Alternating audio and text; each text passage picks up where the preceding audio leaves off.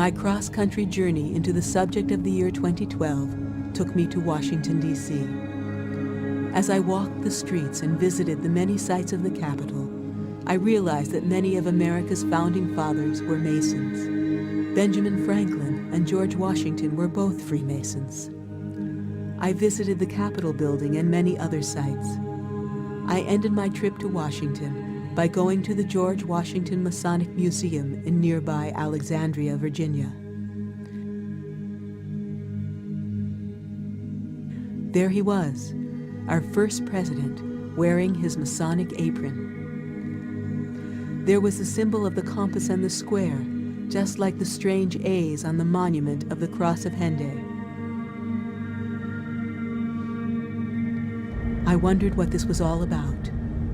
Driving south from Washington, I made my way to the warmer weather of the Deep South. A rain began to fall as I entered the small town of Elberton, Georgia.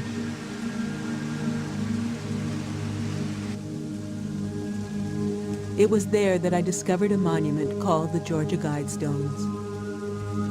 This was America's Stonehenge, and like Stonehenge and other monuments, they are astronomically oriented.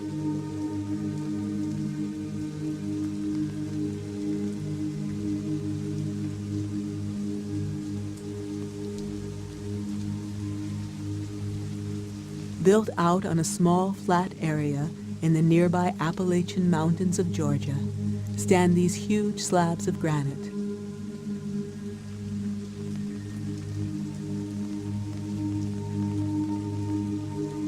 On the surface of the stones are etched what look like some kind of new 10 Commandments in 8 different languages.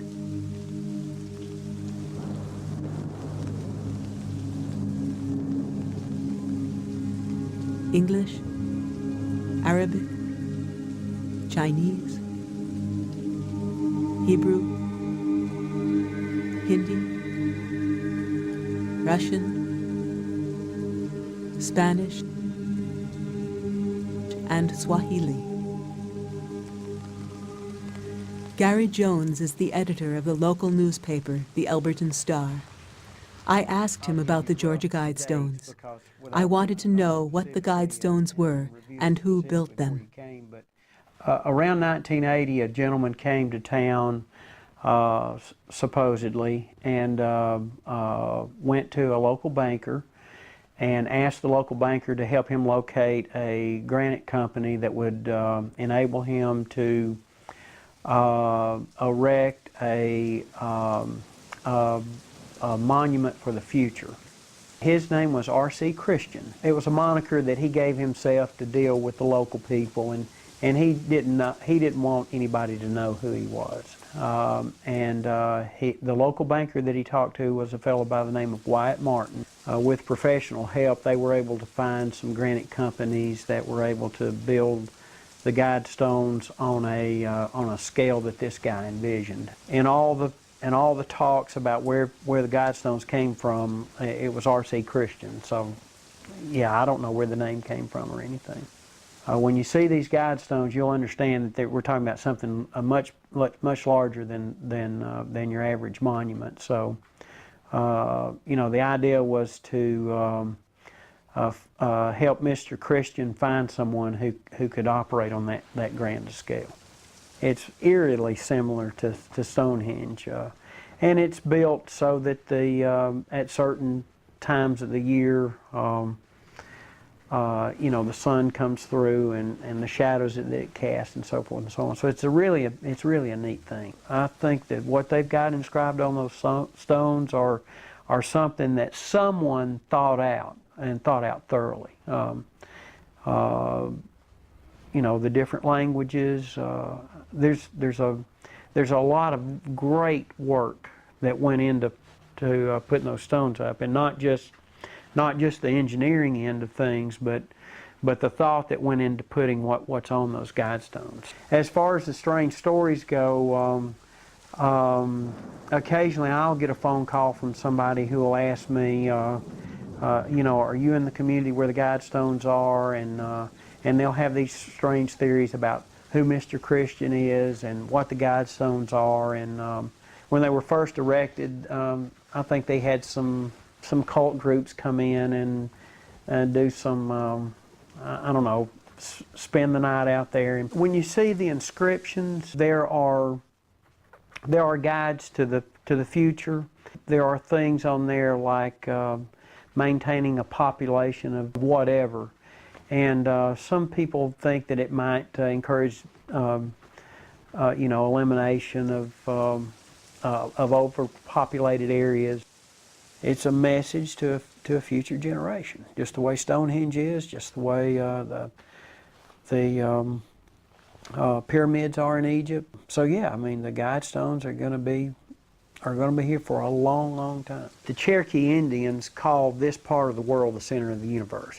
There are Masons here who may have had some influence on the guide stones. Maintain humanity under 500 million in perpetual balance with nature. Guide reproduction wisely, improving fitness and diversity. Unite humanity with a living new language. Rule passion, faith, tradition, and all things with tempered reason. Protect people and nations with fair laws and just courts. Let all nations rule internally, resolving external disputes in a world court. Avoid petty laws and useless officials. Balance personal rights with social duties. Prize truth, beauty, love, seeking harmony with the infinite. Be not a cancer on the earth. Leave room for nature. Leave room for nature.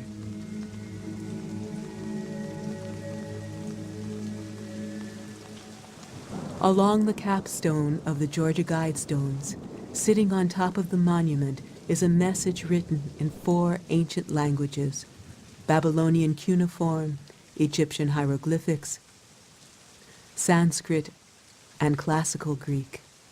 The message says, "Let these be guidestones to an age of reason." Like a message sent forward into the future, the Georgia Guidestones seem to be telling us how to live in a new way.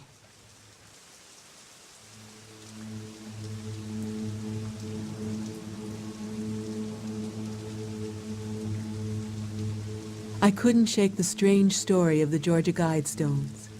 I was haunted by them and their message. I wondered about the mysterious gentleman, R.C. Christian, who had paid to have them built.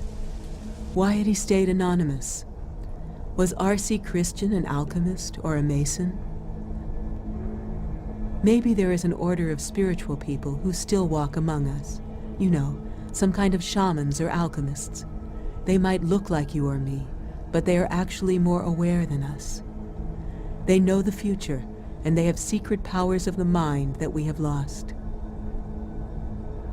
Heading back across the United States, I stopped at the Denver airport to meet a friend. With an hour to spare, I wandered through the airport. In several places, I discovered large murals that had been painted. These murals are spectacular, and I was impressed by their artistry and their poignant messages.